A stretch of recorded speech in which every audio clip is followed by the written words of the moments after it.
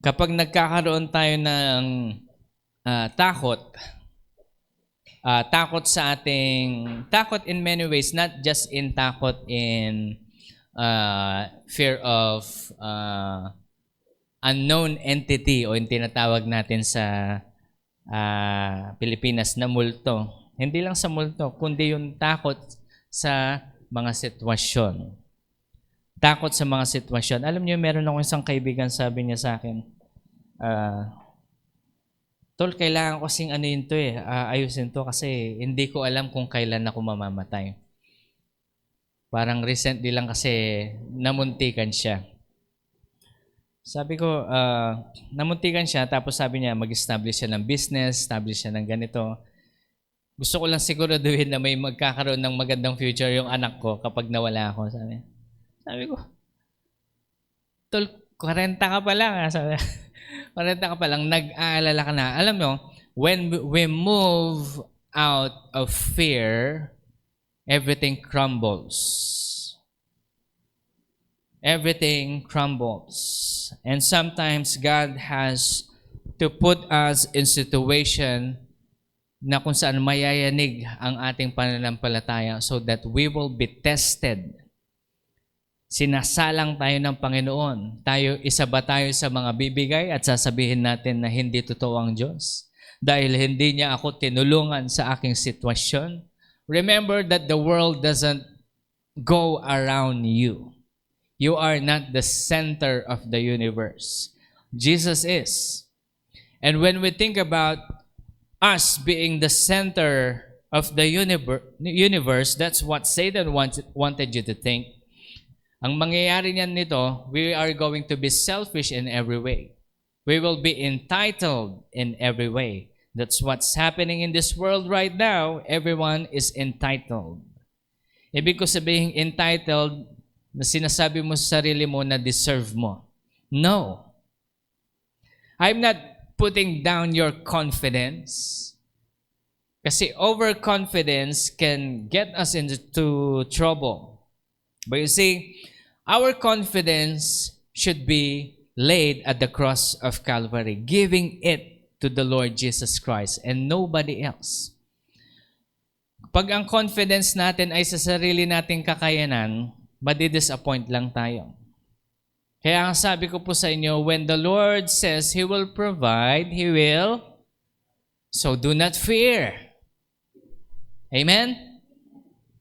When the Lord says He will save you from trouble, He will save you.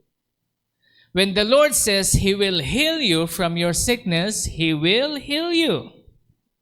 Do not fear.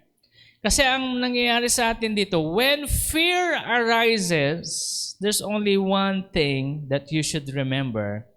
When fear arises in your life, that only means you lack the Word. Kulang ka sa pagbabasa ng salita ng Diyos. Kaya ka natatakot. Amen? Alam niyo po, nung na-involve ako sa nung hindi pa ako Kristiyano, na-involve ako sa witchcraft.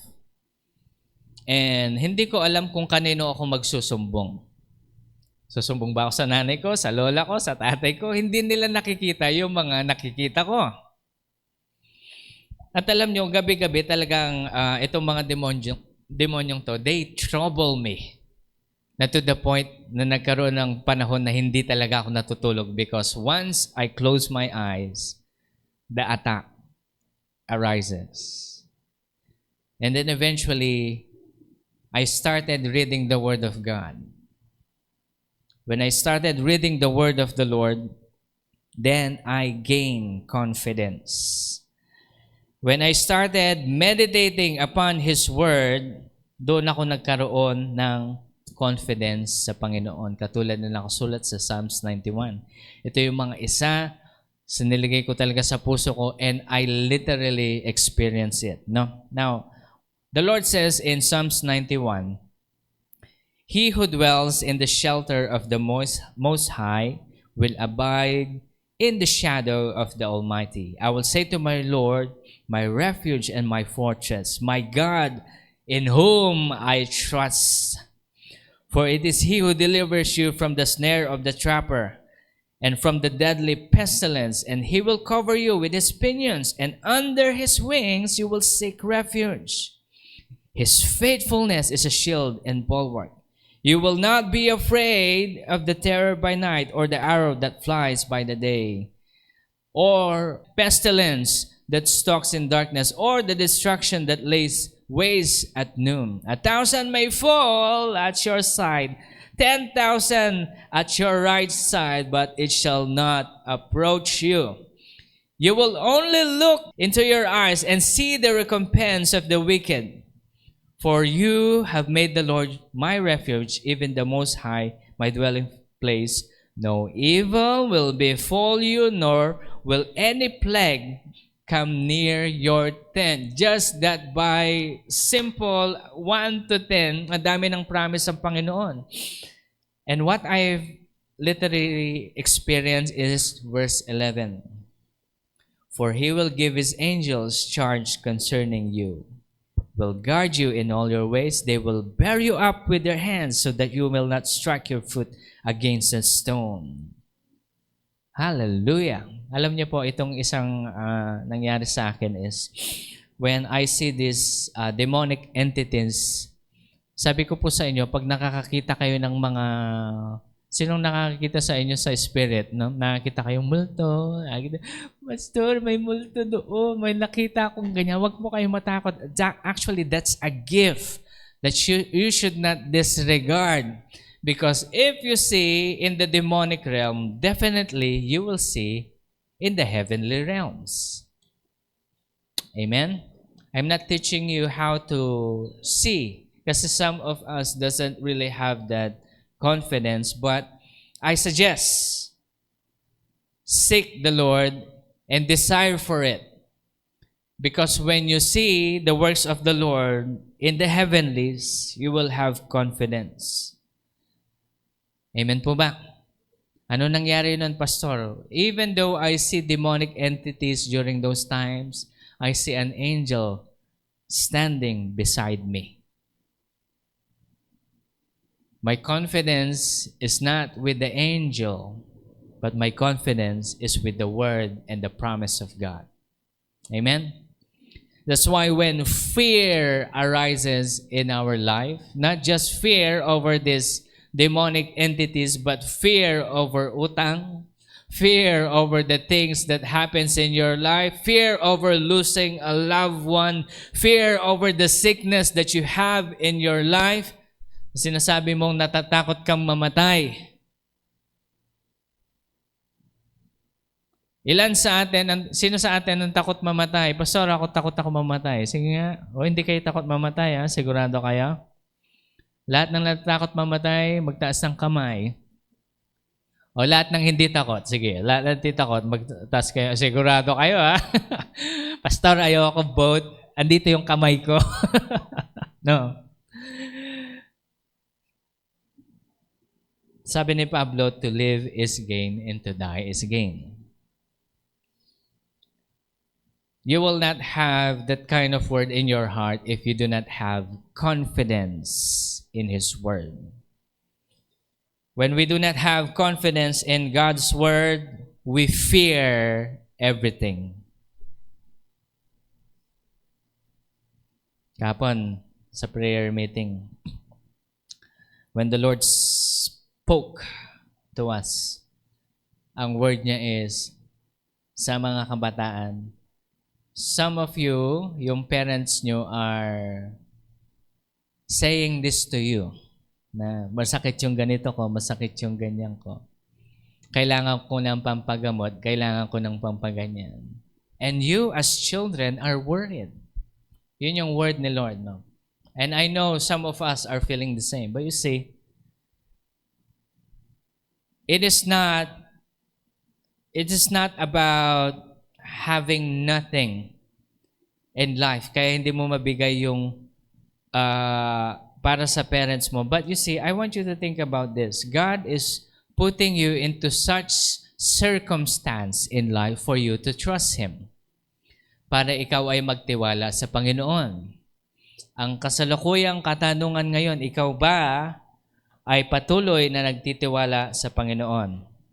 Amen po ba? Nagtitiwala ho ba tayo? Sa lahat na nagtitiwala, magsabi ng amen. And when you trust God and when you feel fear, you start reading the Word. Amen? Pastor, wala akong gana. Pastor, hindi ko feel magbasa ng salita ng Panginoon. I do not feel like reading the Bible. Minsan sinabi ko ito sa professor ko. Kasi meron kami sa seminary noon, sa Manila. Meron kaming parang moment na talagang magbabasa lang kami. O Al, nabasa mo na yung chapter na pinabasa ko. Sir, hindi ko feel.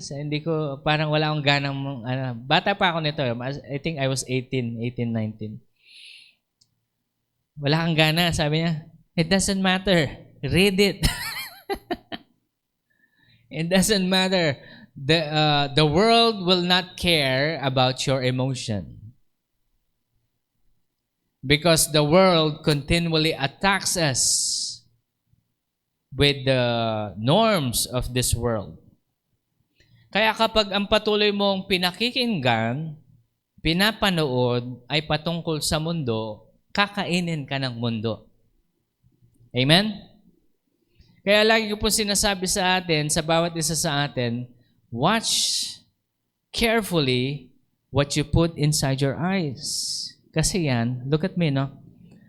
Yung eyes, nose, and every part ng feeling ng katawan natin, entry point yan sa ating espiritu.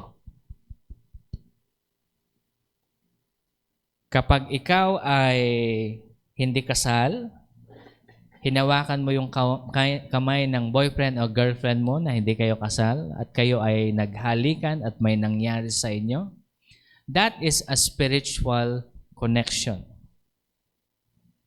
And whatever spirit your partner has will be passed unto you.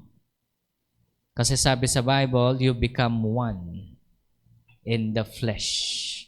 You become one. Kaya hindi tayo basta-basta. Amen po ba? Sinasabi ng mga sa kamunduhan na kapag ikaw ay lalaki, dapat madami kang maging girlfriend. Sinabi ng mundo, madami kang, sorry for the word, makama. Dahil ito ang tunay na lalaki. Mali. Immorality ang tawag dyan. And at the end of the day, every spirit of those whom you have connection with will be passed unto you. And what's even worse, if you are a mother or you are a father, that spirit will flow inside your house. Nagtataka tayo ngayon, bakit may rebellion inside our children's heart? Parents, if you want to have a clean spirit inside your household, take care of yourself. Not even watching or consuming things that will provoke your spirit, provoke your flesh to sin. Amen. Kaya mag-iingat po tayo kasi hindi basta-basta yan. Kaya ko lang po ito inire-remind sa bawat isa sa atin because the day of the Lord is coming soon. That we should not fear over things. We should not fear about the world. We should not fear of losing someone, fear of losing our own job, because if the Lord loves you, He will provide. He will direct you into the path of righteousness and will lead you. Alam niyo po, hindi naman ako I do not doubt the calling of other politicians. Sabihin na natin, alam ko po na may panawagan ang ibang politicians natin. Example na natin, no, yung mga Kristiyano. No? And I will call them out, though they will not really see this video or this preaching anyway. Halimbawa, yung mga Villanueva. No? I voted for them because they claim they fear the Lord. They love the Lord Jesus Christ. But they compromise. They live by the world. And they live by playing dirty in the politics. Sabi sa Ephesians chapter 5 verse 11, do not participate in unfruitful deeds of darkness, but instead even expose them. Look at me, no? Anong ibig mo sabihin, Pastor? Kristiyano sila. But in order for them to stay in their position, they compromise. Kasi ilang beses na to. Itong isang example na narinig ko sa kakilala kong pulis, sa mga kaklasikong pulis, hindi mga Kristiyano to At so sa kaibigan din ng mga kakilala ko ng mga pulis, sinasabi nila na kapag hindi ka kasi makikipaglaro, pag-iinitan ka, titirahin ka, at mawawala ka sa posisyon. Anong ibig sabihin pagkikipaglaro? Parang ganito, sa kanila, normal yung pagbebenta ng drugs. Normal. Na kapag hindi ka sumali sa bentahan, at ikaw yung magpapaka-superhero, katulad nung, itong example, yung pamangkin, kilala si Pastor Bong, pamangkin ni Pastor Bong, he played an honest police, an honest virtue. Na lahat ng kapag may mga drug, talagang titirahin niya yan. Sasabihin niya, mali yan, kahit na yung pinaka-highest, mali yan, dapat din natin ginagawa yan. Sasabihin ko yan sa highest, makanyan. Anong ginawa sa kanya? Boom! Pinatay siya because hindi siya marunong makipaglaro. Pastor, ang sinasabi mo sa atin, it's better to die having that kind of reputation than to maintain your position and eventually go higher. And when you get higher, change everything. No. Listen to me. Once you compromise in little things, the spirit of greed will enter your heart. Kaya hindi ka pwedeng mag-compromise. Hindi ka pwedeng bumigay as such. Kaya itong pamangkin ni Pastor Bong, I will say, he died a martyr life.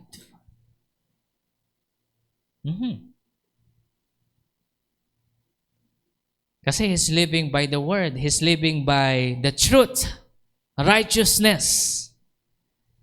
Pero pinatay siya kasi masyado siyang tuwid. Sabi ng mga ibang kakilala ko, nasa posisyon na sila ngayon. Wala, ganun talaga yung laro Pag di tayo makipaglaro, walang posisyon. Wala kang posisyon, wala kang power. Wala kang power, wala kang pera. So it's all about money. Are you seeing this? I do not doubt their calling, but when the Lord calls you into politics, into position for the government, you are to pursue righteousness. Pastor, I have a family. If I die, sino magte-take care sa family ko? If I will do the righteousness, the Lord is going to take care of them. The Lord is going to take care of them. Kaya nga sabi ni Pablo, mas mainam kapag gagawin mo talaga ang kalooban ng Panginoon, huwag ka mag-asawa. Kasi mapupunta ka sa delikado. Dangerous. Ministry is very dangerous. If you are called in politics, if you are called as a pastor, and if you are called as a pastor in a very dangerous place, sabihin na natin sa Mexico, hindi Mexico, Pampanga. Mexico. Okay? Sa Sudan, sa Africa, sa mga Arab nation, if you are called there, alam niyo yun, God is going to protect you, yes. Pero kapag ready ka na mamatay, hindi mo iniisip yung kapakanan mo. Alam mo yun?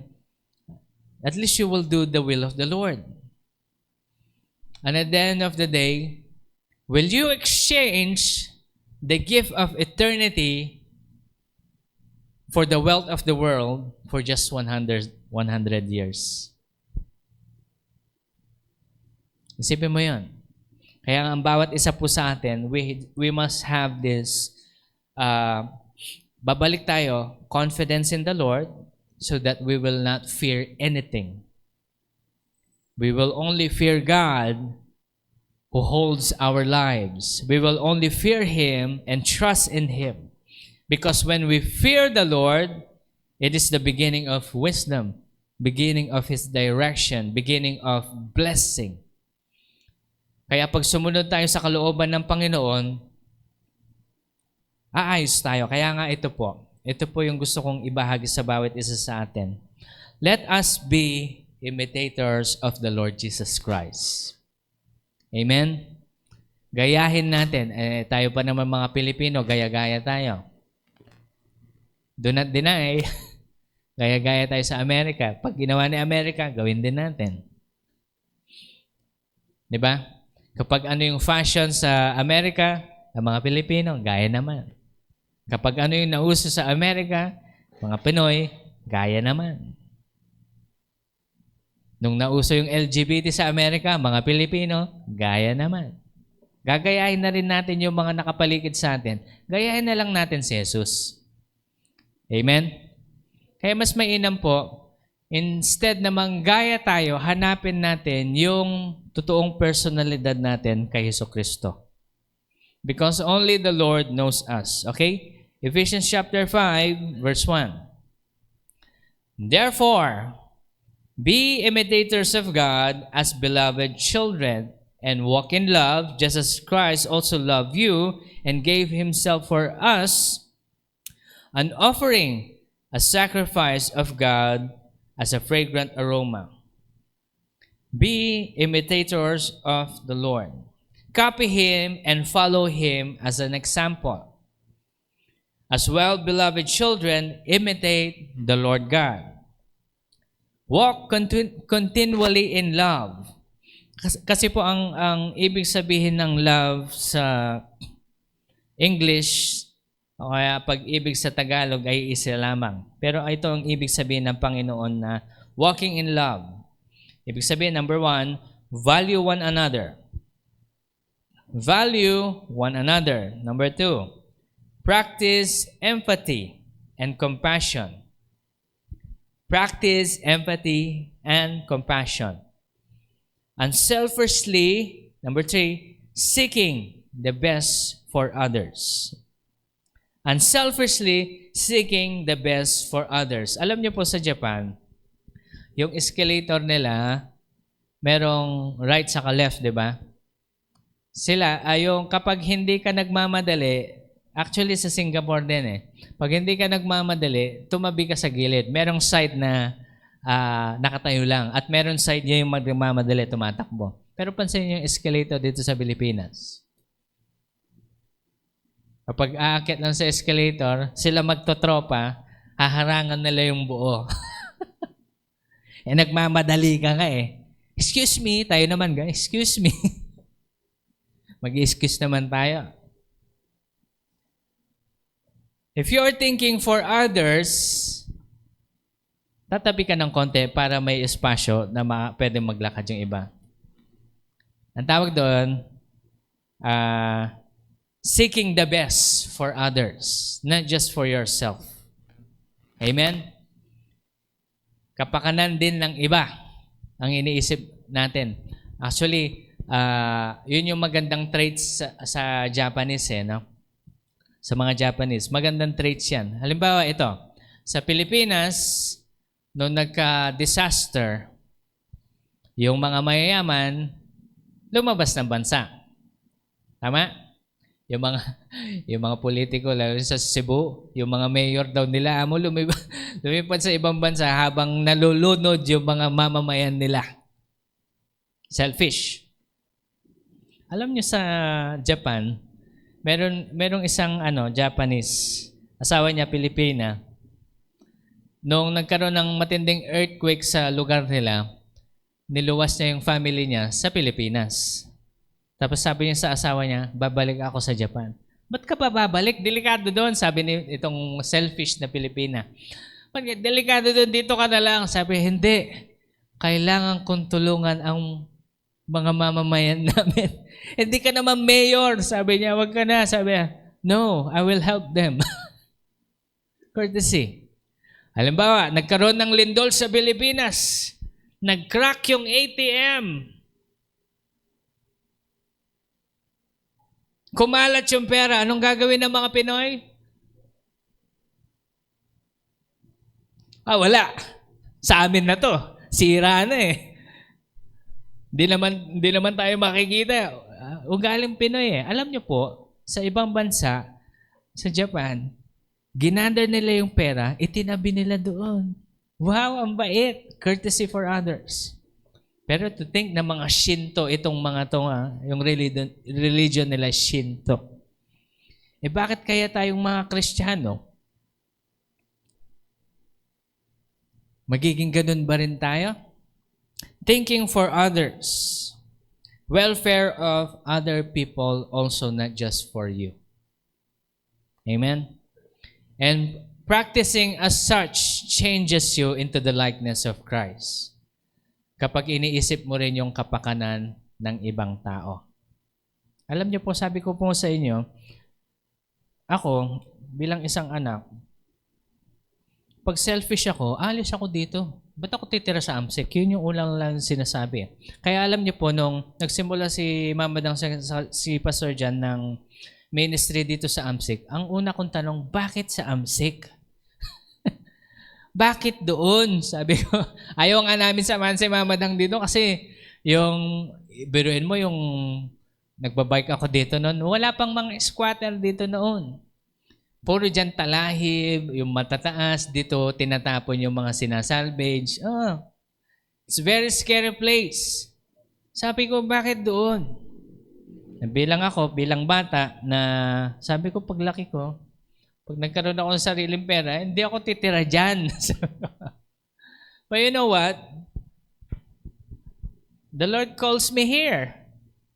Sabi ng Panginoon, anak, gusto ko magpastor ka. Sabi niya. Una, nireview ko pa, in Jesus' name. In Jesus' name, sabi ko. Pero ang daming confirmation, dami kong confirmation. Hindi ko na rin isi-share yung mga different people na I admire, people who mentored me. Some of them are already dead. But they are the ones who told me, sabi niya, Al, you are called to the place where your mother and father lives. You stay there and God will bless you, sabi niya. Una, ayoko talagang pakinggan eh. Kasi ayoko dito. Selfish. But you see, when I grow in my faith in Christ, I stayed here. And here I am.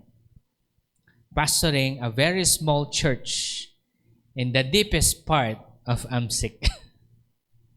It's because this is a calling. I can be somewhere else, be successful, and have all the money that I want. I have the skill, I have the talent, I have the influence, I have all the connections that I want. But I chose to be here because Ephesians chapter 5 verse 1. Be imitators of the Lord. The Lord says, walk with Him in love. Kasi kapag ang utos kasi sa akin ni Lord, at least in this ministry, ang utos niya sa akin, keep everyone in line. Attention! Keep everyone in line. Kaya nga sabi ko sa family ko, sabi ko nung nag-meeting kami within this school year, di lang sa school, but the entire, everyone lives here. Sabi ko sa kanila, if you will not work here, alis kayo dito. May karapatan ako. Alam niyo bakit? Ako nagpapakain sa kanila. Okay? Ako nagpapakain sa inyo. Pag hindi kayo magiging parte ng any ministry, get out. Kasi wala akong balak mag-provide sa mga hindi magiging part ng ministry na to. It's harsh, but it is what it is. And I have to keep everyone in line in order for this ministry to run in accordance to the will of God. Amen? Strict as it is, pero yun yung kailangan. Hindi lamang po yun. The Lord says that we should love the Lord with all of our hearts, practice empathy, compassion, unselfishly seeking the best for others.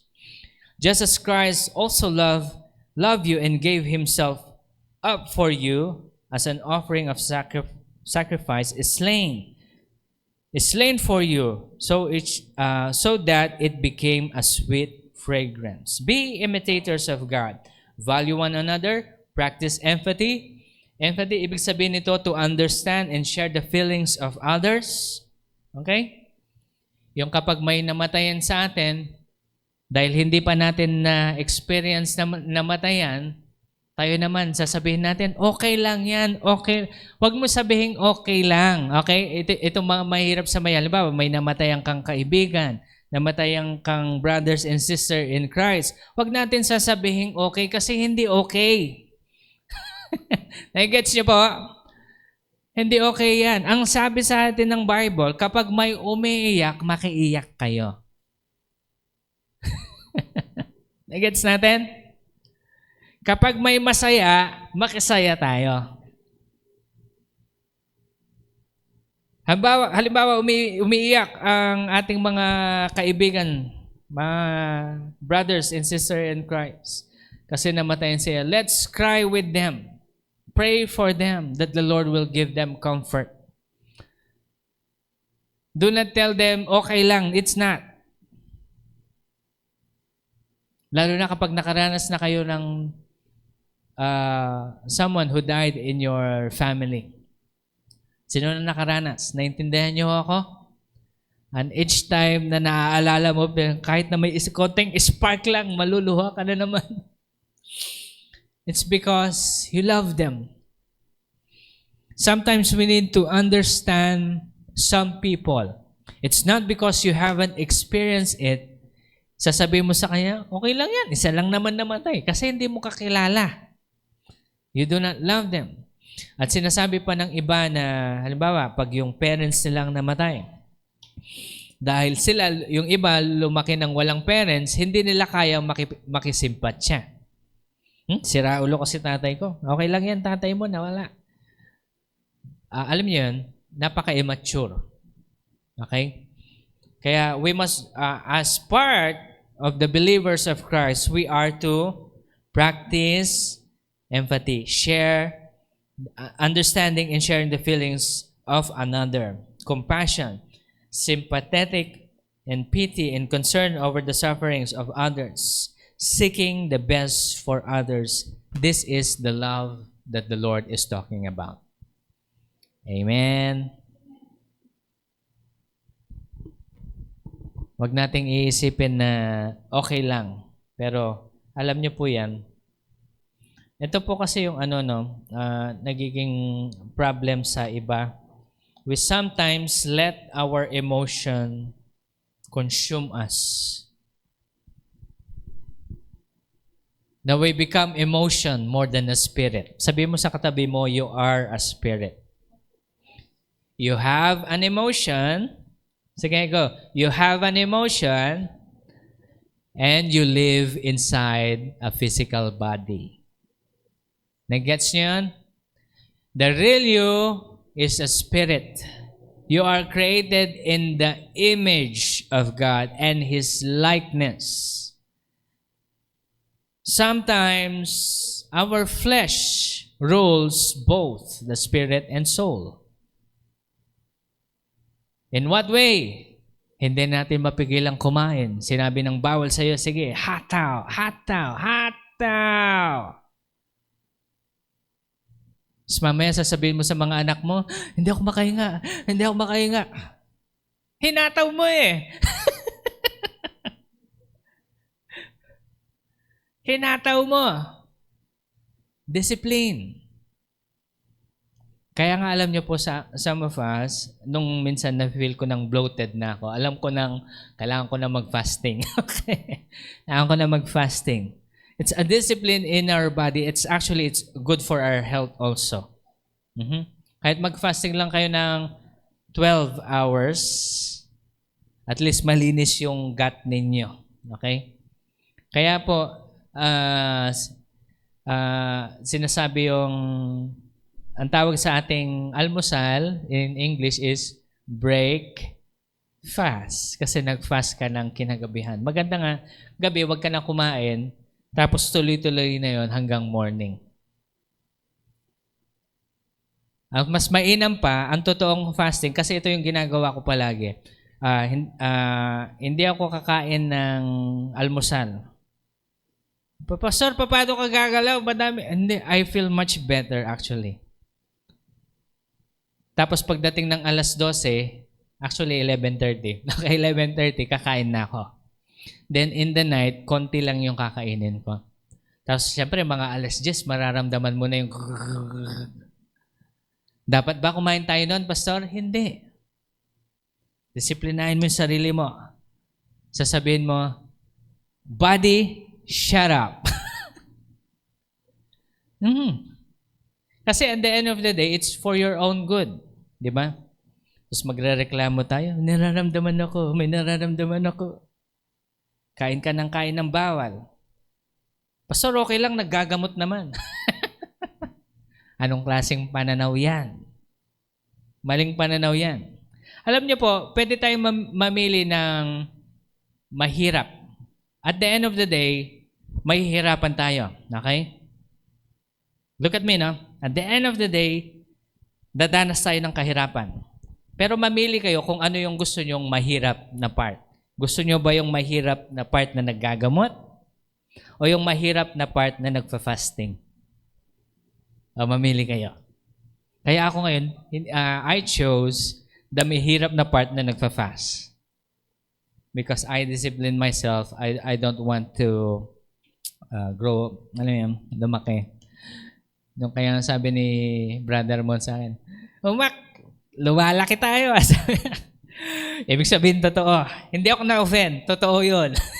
Matagal niya akong di nakita. Totoo yun. So, nagbawas ako. Okay? Ganun lang yun. Ano?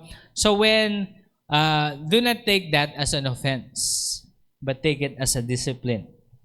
Because at the end of the day, lalo na po tayo mga parents, look at me, no? Your children want to see you live long. Amen? 120. Kaya ba? Lagi sinasabi ni Mama Dang, 80 okay na. Hindi. Dapat pasado. 90. Passing grades. Perfect. 100. Yung iba over perfect pa. To the point, hindi ko alam kung nakakwento ko na po sa inyo, no, nung nagpunta ako sa Thailand, merong isang matanda nagpapapray sa akin. Pwede mo bang ipag-pray sa akin? Sabi sa akin, pinata-translate dun sa kasi Thai, hindi sila marunong mag-English. O kaya, ano mamang language. Sabi niya, pwede mo bang ipag-pray? Pag-pray mo daw siya, na mamatay, nagtatranslate na pag na mamatay na daw siya. Kasi I think he was 130 years old. I already live long. I wanna pass away. Alam nyo, pinatanggap namin siya kay Jesus. And after niya siguro tumanggap, pwede na siyang umuwi. Baka hinihintay niya lang yung moment na yun. Kaya pagkatas namin nag-pray, sumibat kami kagad kasi baka bigla mamatay, isisis sa amin. No? Alam niyo po yan, let's live long for the Lord. And you see, when you meditate this word, there are things that God wants us to establish in our hearts. Okay? Isa ito. Basahin natin sa... Actually, isang part ito. No? Basahin po natin sa verse 3. Ephesians chapter 5, verse 3. But immorality or any impurity or greed must not even be named among you as proper among saints. There must be no filthiness or silly talk, or coarse jesting, which is not fitting, but rather giving thanks. For you know for certainty that no immoral or impure person or covetous man who is an idolater has an inheritance in the kingdom of Christ and of God. So do not behave like the world. If you are of the Lord Jesus Christ, then stay firm in your faith. Hindi yung Kristiyano tayo pag linggo at tagamundo tayo for the rest of the week. When you start following Christ, whether someone is looking or somebody is not looking, no one is looking, should I say, yung attitude natin should always be the same. Do not behave like the world. Anong behavior ng world ngayon? Sexual immoral or moral impurity. Ang dating during the 1950s, 60s, 70s, sabihin na natin hanggang 1990s, ang immorality lang ay pakikiapid sa asawa ng may asawa. Ngayong 2025, ang uso na ngayon, hindi lang nakikipag-apid sa asawa ng may asawa, kundi nakikipag-apid din sa kapwa gender. Ang tawag dyan is moral impurity. Sinasabi ng mga LGBT na hindi naman na-mention sa Bible na wag mag-asawa ang parehas na lalaki at parehas na babae. Actually, na-mention yan. Any sex outside marriage is what the Bible says, sexual immorality. And the Lord says, none of you should be named after these words. Indecent behavior or offensive behavior in terms of sexuality. Hindi lang po sexuality, but also greed. Ano yung sinasabi sa greed? Intense selfish desire for something, especially wealth, power, and food. Okay? Wealth, power, and food. Kailan tayo nagiging greedy? Balik tayo sa pagkain. Kapag kumakain tayo, sabi ni doktor sa'yo, 1 rice lang. Nakita ng mga anak mo, nag-double rice ka. Ayan. Okay? Tawag dyan, greed. Huwag kayo matatamaan na. Hindi ko alam yung mga buhay nyo sa buhay nyo. No? I also do not care. Okay? Whatever you do in your life, it's your decision. But as your pastor, I will tell you what to do. In accordance to the will of the Lord, do not be greedy because greediness starts there sa food. Amen? Kaya pag sinabi sa inyo ng doktor, bawal ka mag-coke, huwag kang bibili ng coke at iinumin mo habang nagtatago ka. Okay? Anything na ini-intake mo as patago, ang tawag dyan, addiction. Okay? Yan yung addiction na walang kulong. Pero sigurado, sasabihin ko sa inyo, may consequence. Amen? Anong consequence nun, Pastor? Alam niyo po yung coke, uuhawin ka niyan lalo kasi matamis yan. At kapag yung katawan mo nasanay na sa ganon, hindi mo na maalis. Alam mo yung pagod na pagod ka, alam ba, tumakbo kayo, jogging, no? Tapos bibili kayo ng coke? No! yun, aabsorbin ng katawan mo yun at mag-iiba yung circulation ng katawan mo. And I'm telling you, it's going to be definitely not good. So I'm telling you, do not be greedy in that because after food, next will be wealth. Pera naman. Greedy ka sa magiging pera. Siyempre, kailangan mo ng pambili. Bigyan niyo ako pambili ng pagkain. Pambili ng aking pangluho. Ano yun? After greed, power. Kaya kapag naging sakim ka sa pera, merong isang joke, no? Sabi ng anak sa tatay. Tatay niya politician eh. Sabi ng anak sa tatay, "Tay, gusto ko na pong magtrabaho paglaki ko." "Anong gagawin mo, anak?" Sabi niya. "Gusto ko pong maging magnanakaw." Sabi niya, "Anong gusto mong Yung patago o yung harap-harapan? Harap-harapan po tayo. O sige, iti-training na kita. Sabi. Kasi politician yung ano. Ay, naka. Which is nangyayari ngayon, di ba? Yan, greed. Makinig na. Pag Kristiyano ka, there should not be greed in your system. Kaya ang disiplina nag-start yan sa physical. Physical na katawan. How you handle yourself. In the way you eat, the way you sleep. When it's time to sleep, you sleep. It's time to wake up, you wake up. When it's time to work, you work. Sir, hindi ko kasi feel. Kailangan ko ng scrolling bago ako makatulog. Wala naman cellphone dati ba? Maintindihan ko pa kapag Gen Z kayo. Pero pati yung mga parents ngayon, sige, scroll. Para makatulog. And see, we should not, dapat natin i-practice yun because actually ito po, consuming din yun. Nagko-consume tayo. Kung magko-consume na rin kayo ng mga ganon, make sure to follow yung mga word of the Lord. Madami din kasi mga content creator na ito po yung word ni Lord ngayon. Yan. Yun yung sundan nyo, at least makakarinig kayo. No? Habang nagsasalita siya ng word of the Lord, ang nakalagay ay tumatakbong asong cute. May mga ganun na nakakatawa, at least na-feed kayo ng word. Pero make sure you know the word because some of those are AI generated. I'm telling you, mag-iiba na naman yan, but I'm not going to explain that further. Okay, meron pa tayong few. Actually, meron pa tong madami. Gusto ko sanang i-discuss yung buong Ephesians chapter 5. Pero meron pa tayong itong next. Sabi niya dito, these things must not be hinted upon believers. For us believers, our way of life, whether be in public or private, reflects validity of our faith. It doesn't mean you are with your fellow Christian, you act like Christian. No, you declare even into your work, Christian ako.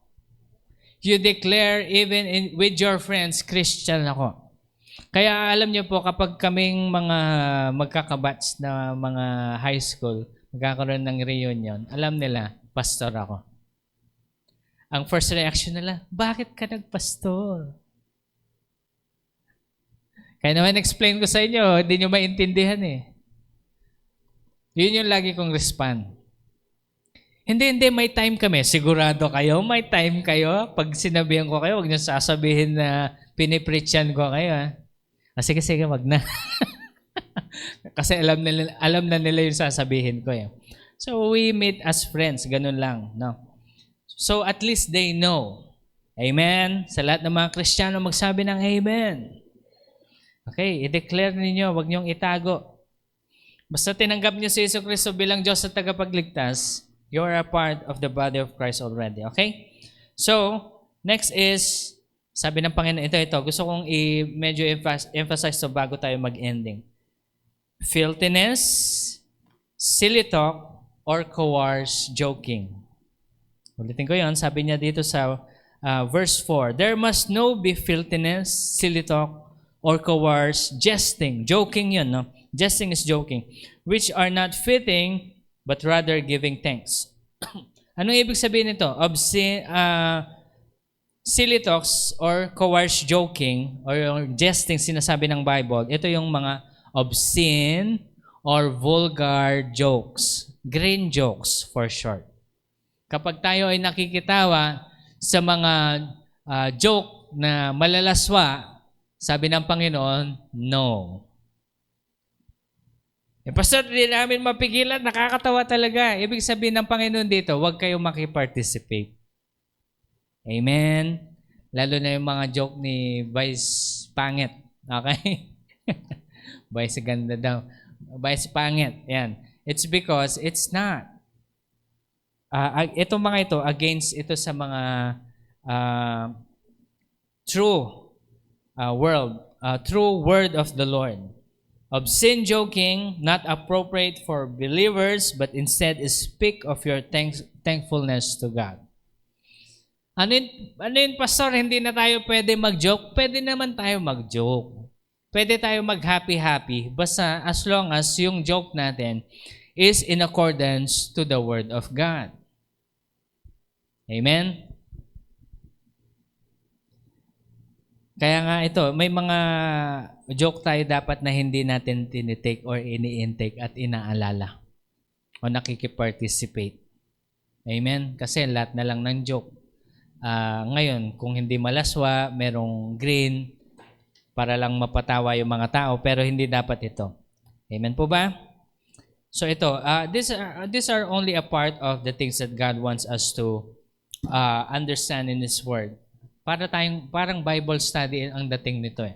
Pero gusto ko pong i-meditate nyo for the whole week, Ephesians chapter 5. Na-meditate nyo ba yung verse natin last week? This is to take care of ourselves. Para yung salita ng Panginoon ang mananahan sa ating puso't isipan, and every action that we will do, it's always in accordance to the word of the Lord. Marahil may magtanong man sa atin na, anong verse yun? Saan nakalagay sa verse yun? Huwag mo nang alalahanin kung saan. Basta ang importante, nabasa mo at nasa puso mo. Amen? Pero eventually, i-memorize mo pa rin. Actually, ito makakatulong din po sa bawat isa sa atin in our life and in our daily circumstances. Kaya, before we end, when you know the word of the Lord, you will not fear. Hindi ka matatakot. You will not be afraid of dying, someone robbing you, someone going against you, lalo sa work, pinagkakaisaan ka, gagawin mo, tatawanan mo na lang. It's because you do not care, because you know, even mawala yung work, God is still going to bless you. Amen? Basta ang tiwala lang natin po, ito yung gusto kong ibigay sa bawat isa sa atin, no? Sige po, tayo na po tayong lahat. Para maalala nyo. Wag na wag po tayo magtitiwala sa sarili nating kakayanan, sa sarili nating pera at ipon. Wag na wag ka magtitiwala na mas higit pa sa Diyos sa mga bagay na ito. Huwag ka rin mag-aalala sa mga buhay ng inyong mga anak, kamag-anak, nanay at tatay, sa iyong sarili, sa inyong mga asawa.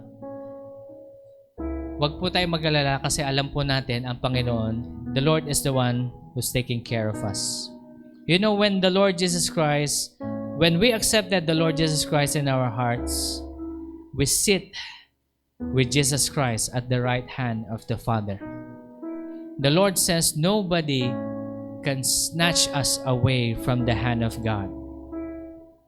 So the Lord says, fear not, for I am with you. I will uphold you with my victorious right hand.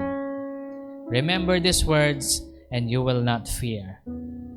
Hallelujah. Let's all bow our heads and let's pray. Father, we just want to thank you, Lord God, upon this day. At Lord, hindi po kami mag-aalala sa mga bagay-bagay na nangyari sa aming buhay.